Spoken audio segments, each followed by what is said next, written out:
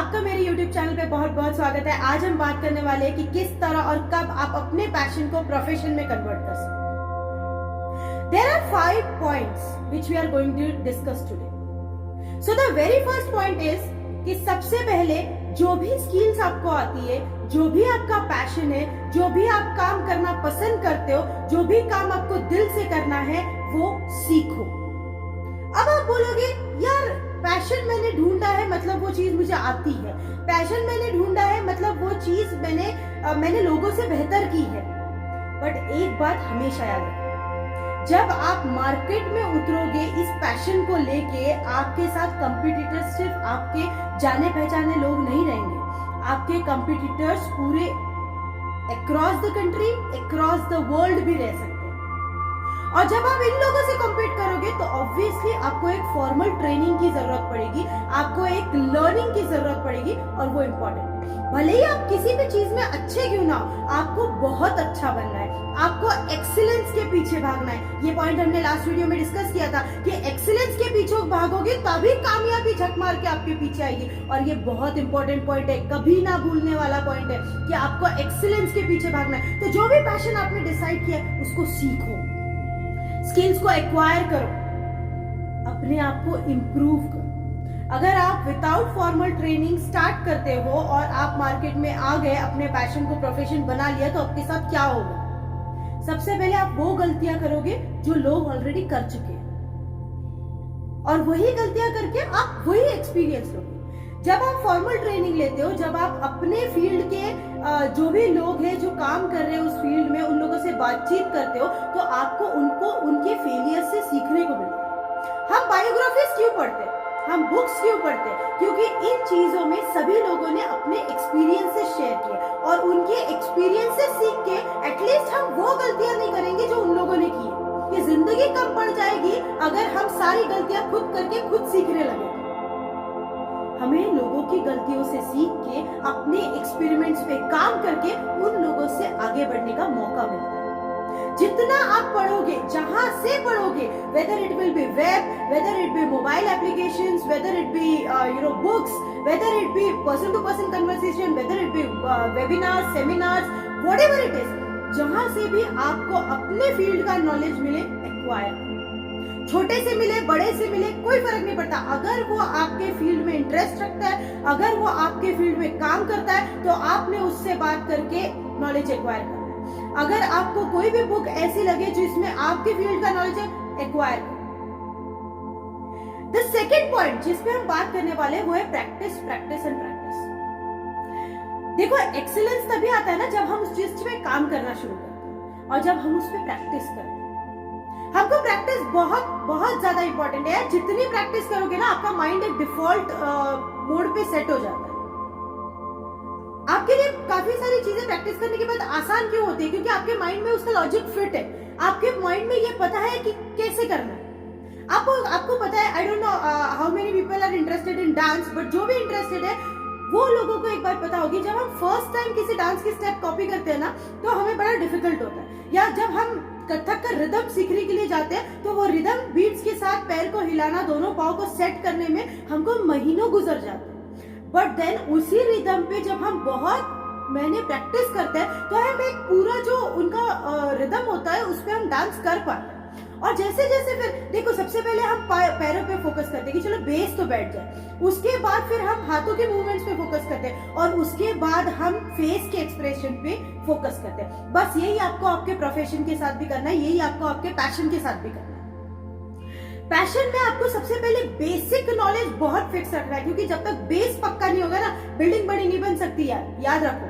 तो सबसे पहले अपने बेस पे काम करो, और जैसे बेस पे काम किया उसके बाद धीरे धीरे उसको मॉडिफाई करते हुए जाओ। लेट्स टेक एन एग्जांपल कि अगर आपको एक घड़ा बनाना है, मिट्टी का घड़ा बनाना है, तो सबसे पहले आप क्या करोगे, उस मिट्टी के घड़े का एक पहले शेप रेडी कर लोगे, और वो शेप रेडी करने के बाद उसके बाद आपको उसका किस तरह से उसको डिजाइन देना है, किस आकार का उसको बनाना है, ये सब आप डिसाइड करोगे उस मिट्टी के घड़े पर। और उसके बाद अगर आपको उसको पेंट करना है, उसको डिजाइन देना है, कुछ अलग डिजाइन देना है, ये सब एक्सटर्नल थिंग्स। तो सबसे पहले आपको आपके बेसिक पे काम करना है। आपका बेस जितना पक्का रहेगा ना, आप उतना उसको और एक्सप्लोर कर पाओगे उस फील्ड को, और उतना उसको डिजाइन कर पाओगे और एक खुद का एक अलग इंप्रेशन क्रिएट कर पाओगे मार्केट। अब ये तो बात हो गई खुद को प्रिपेयर करने के बारे में।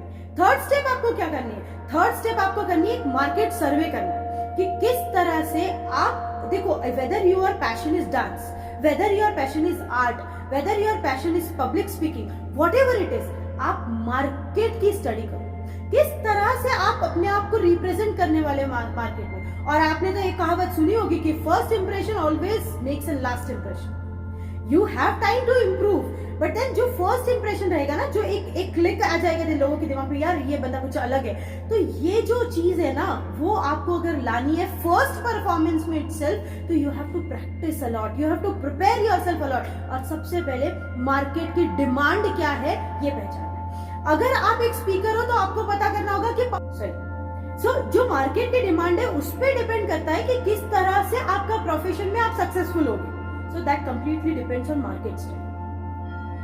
अब थर्ड पॉइंट हो गया, मार्केट स्टडी करने के बाद आपको क्या करना है? आपको खुद के अपने आप की चीजों की प्लानिंग करना है। किस तरह से कितना टाइम लेगी, कौन सी चीजें, स्टेप्स कैसी होती है, फर्स्ट स्टेप क्या रहेगी, सेकंड स्टेप क्या रहेगी, थर्ड स्टेप क्या रहेगी, वो ग्राफ किस तरह जाएगा, कितने टाइम में मैं कौन सी चीज कंप्लीट करूंगा और कितने टाइम में मैं इस चीज को सीखूंगा।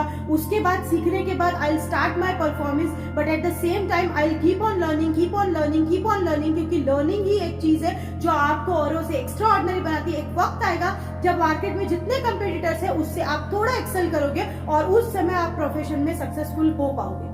तो अपने पैशन को प्रोफेशन बनाने के लिए पहले खुद को तैयार करना बहुत इंपॉर्टेंट है। आप प्रिपेयर्ड होना चाहिए उस चीज के। And the most important point is the last point, fifth point, कि कब आप अपने पैशन को प्रोफेशन बनाओ। तो जब आप पैशन कल्टीवेट कर रहे हो, आप अवेयर करो लोगों को। देखो, सोशल मीडिया को अगर अच्छे से इस्तेमाल किया जाए ना, social media is an entry point two everything. लोगों को अवेयर कराओ कि यू आर लर्निंग समथिंग, लोगों को अवेयर करवाओ कि you are doing something, this is your passion, you are working on that. और जब रिगरसली आप उस चीज पे अपडेट्स डालते जाओगे तो पीपल के दिमाग में ऑलरेडी एक माइंडसेट तैयार है कि ये लड़की आगे जाके ये चीज के साथ आ सकती है, ये लॉन्च करेगी कुछ दिन में, क्योंकि ये इस पे काम कर रही है, काफी दिनों से काम कर रही है। आपकी मेहनत लोगों को दिखने लगेगी और उस समय आप अगर उस चीज को एक बिजनेस के रूप में लेके आते हो, एक नए चीज के लिए रूप में लेके आते हो, तो आपको उसका फायदा होगा। तो always remember, whenever you are working on your passion, you have to update others. और एक पॉइंट इसी पॉइंट में मैं ऐड करना चाहूंगी कि whenever you want to shift your passion into a profession, primary source of income हमेशा बना हुआ रहना चाहिए। अब प्राइमरी सोर्स ऑफ इनकम क्यों?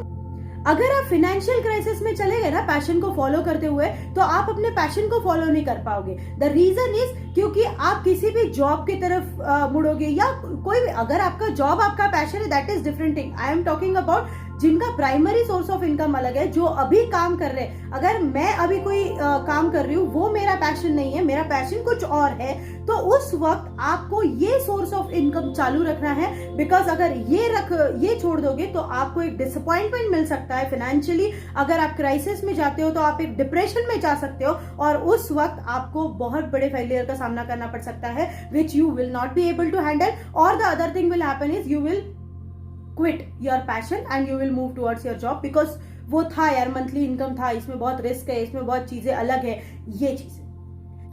जब भी आप अपने पैशन को फॉलो कर रहे हो, उसको बड़े दिल से फॉलो करो, अपना primary income source of income शुरू रखो। जब आपको लगता है कि आप अपने पैशन में अभी पूरी तरह से कॉन्फिडेंस हो गया, आपका लर्निंग हो गया, आपका रिसर्च हो गया, आपका प्रैक्टिस हो गया, आपका मार्केट सर्वे हो गया, आप ऐसे एक्सपीरियंस लोगों से मिले हो जो लोग आपको मदद कर पाएंगे, जो लोगों ने आपको सिखाया है, जो लोगों का एक्सपीरियंस आपने पढ़ा है, आपने कहीं सुना है, तो ये सारी चीजें जब आपके माइंड में है, आपके पास एक प्लान रेडी है, आपके पास चीजें रेडी है कि कब और कौन सी चीज होगी। और हमेशा वर्स्ट केसेस भी लिखते जाओ। व्हेनेवर यू आर प्लानिंग ना, you have to write worst cases, कि अगर ये नहीं हुआ, ये ऐसा वर्कआउट नहीं हुआ तो क्या हो सकता है, कितना नुकसान मुझे झेलना पड़ेगा। तो ये सारी चीजें जब आपके ऑन पेपर रहेगी, तब you are prepared to make your passion as a profession. And best of luck guys, maintain your passion, cultivate your passion. उस रिश्ते पे जरूर चलना यार दोस्तों. पैशन को प्रोफेशन में कन्वर्ट करोगे ना तो रिस्क बहुत है. पैशन को प्रोफेशन में कन्वर्ट करोगे ना तो मुश्किलें बहुत है.